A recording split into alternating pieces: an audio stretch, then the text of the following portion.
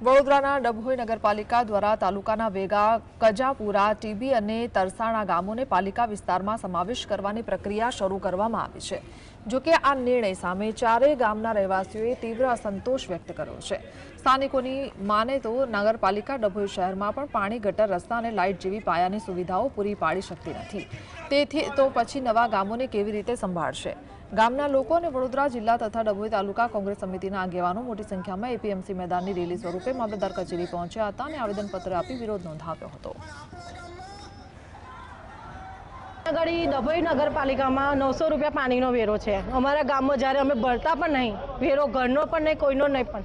અને તલાટીનું કંઈ કામ હોય ને તલાટી ના આવ્યો હોય તો તલાટીની પાસે અમે ફરી નહીં જતા। અમારો ગામના સરપંચ અમને કાગળ ઘરે આપવા છે, તો નાના નાના કામ માટે પણ અમારે અહીંયા આવવું પડશે ડભોઈ નગરપાલિકા। અને નાનું કોઈની પણ કંઈ પણ વસ્તુ હોય તો કોઈની પણ મરજી પૂછવામાં આવે। આજે અમારા ગામ 4 ગામની કોઈ મરજી પૂછવામાં આવી નહીં, ગ્રામ પંચાયતમાં કોઈને કશું પૂછ્યું નહીં, સરપંચની કોઈની મરજી નથી।